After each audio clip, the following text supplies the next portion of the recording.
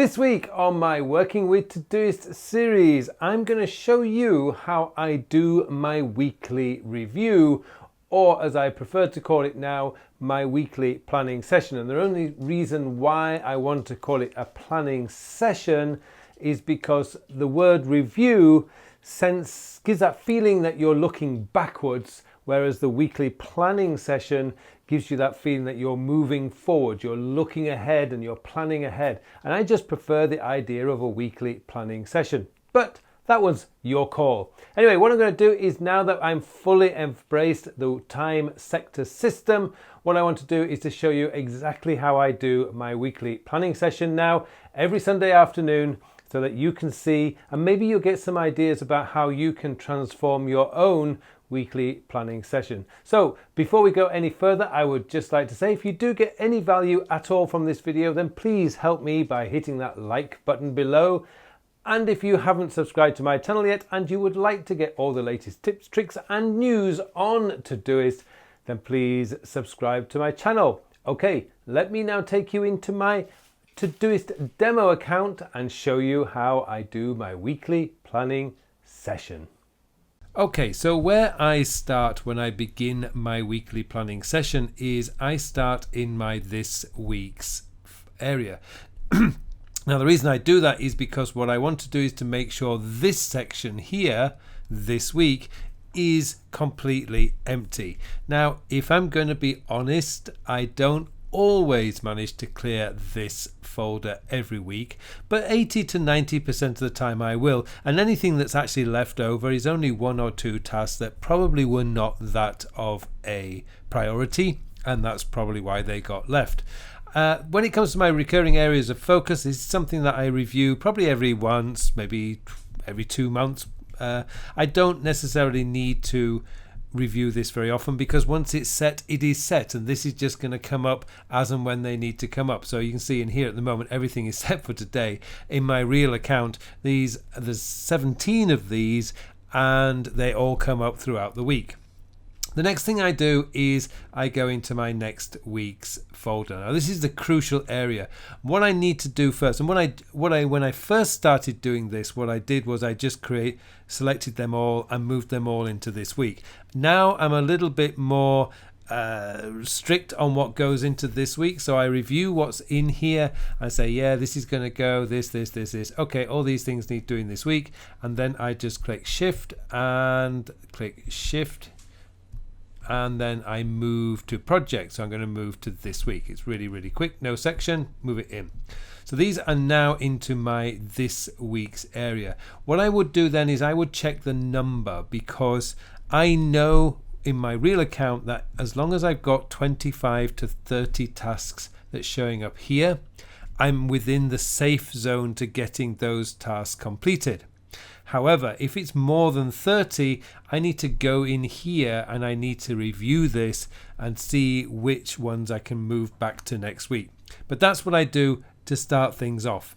Okay, the next thing I need to do is I need to look at my calendar, because before I start adding dates to these, I need to review my calendar, which is here. And what I would do is I would look at my calendar and think, okay, I've got time on Tuesdays looking okay.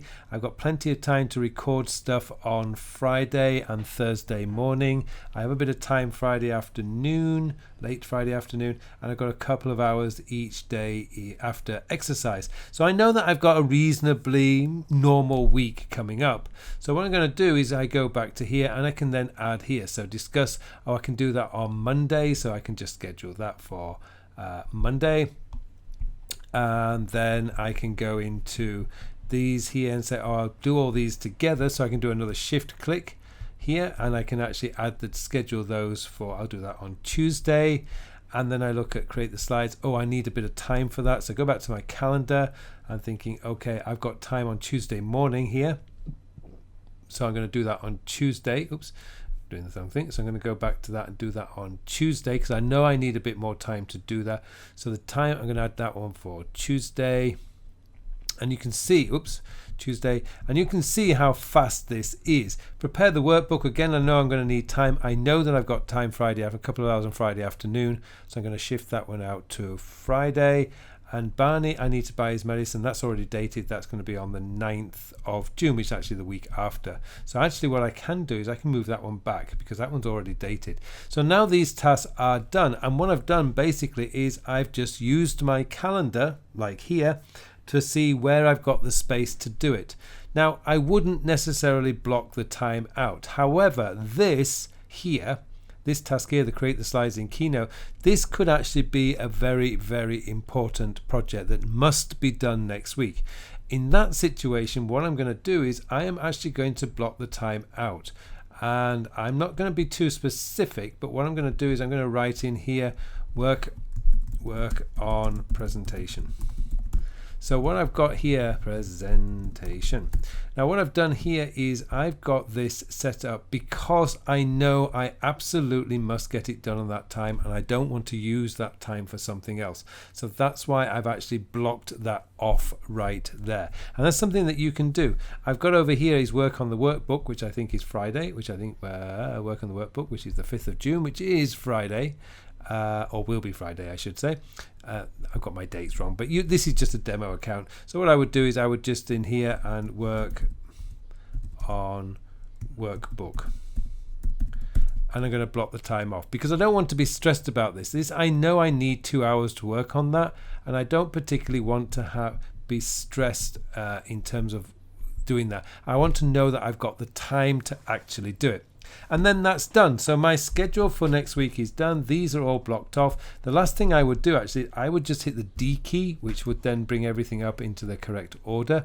And that's essentially how I would do my weekly planning. And as you can see, although in my demo account I don't have as many tasks, in my regular account we're talking maybe 30 tasks in this week, and we're talking quite a few bit more to check. I would also check that I would also check this month right here, but as you can see I've got nothing in there because we're now drawing towards the end of the week. I've already moved things over anyway.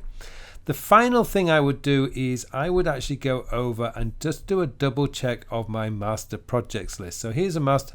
This again is just a sample, although it's actually does reflect my real account here. So my master project list is basically a table I've set up in Evernote, and it just lists out the projects that I'm working on for the foreseeable future, the ones that I know for sure I'm going to work on.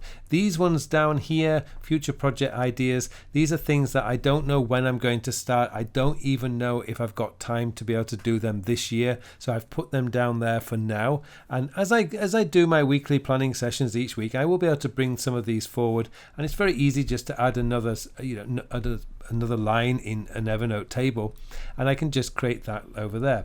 And in this particular case, I've got a sample project I set up, which is just a project that this is just a sample. And if I've got any existing projects, I would just go into these and have a look and see where I am. And I've got like my timeline built in here, again with an Evernote table. So Evernote's really good for doing this sort of thing.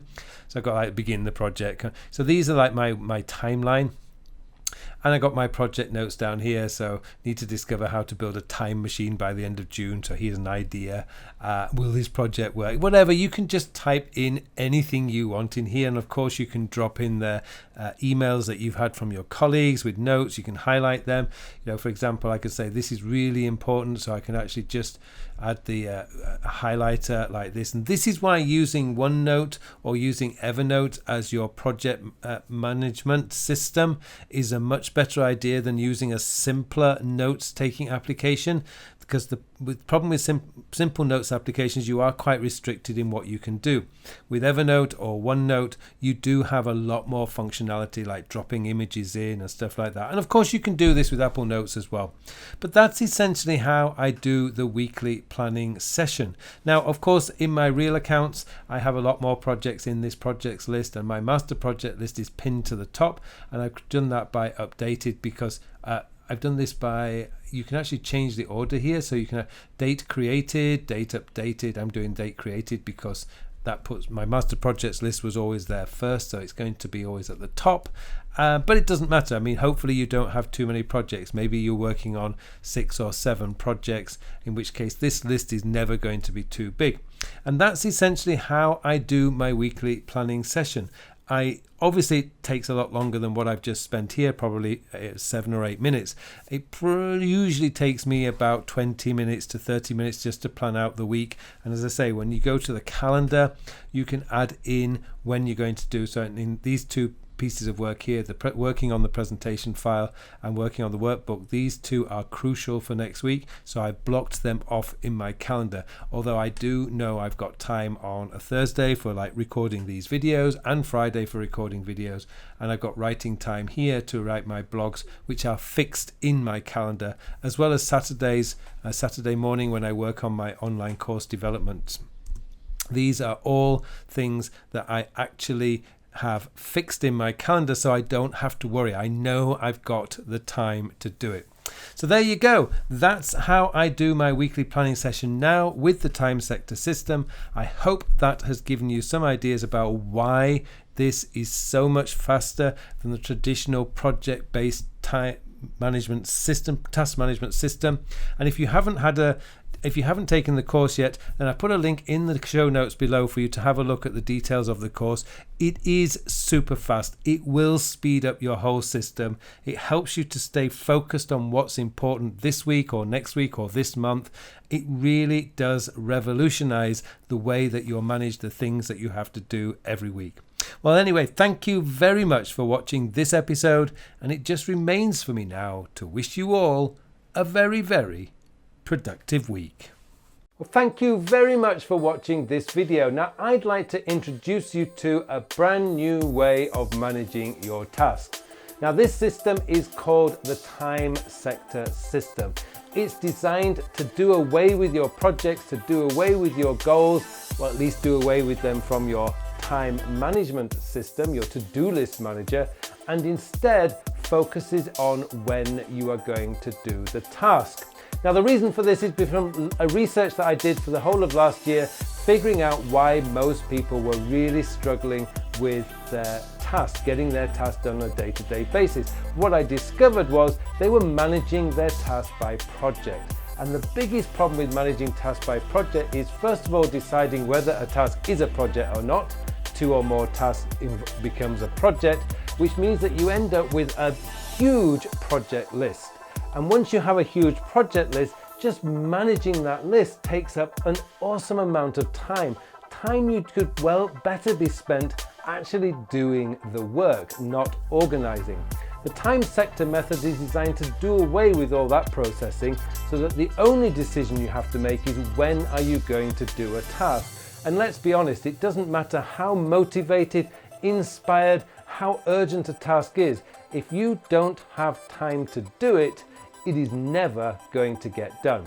So I have launched a brand new course that gives you the step-by-step approach of setting up the time sector method. It's a revolutionary course. It's designed for the 21st century. For all the inputs that we get today, all the emails, the Slack messages, and everything else that comes our way, it's designed to deal with that, to manage that so you stay focused on what you have identified are your most important tasks for the day. I'd love to see you in the course. Full details of the course are in the show notes below. I'd love you to check it out. Join me in the course and let's take your productivity to a greater level than you've ever imagined. Well, thank you very much for watching this video. I just wish you all a very, very productive week.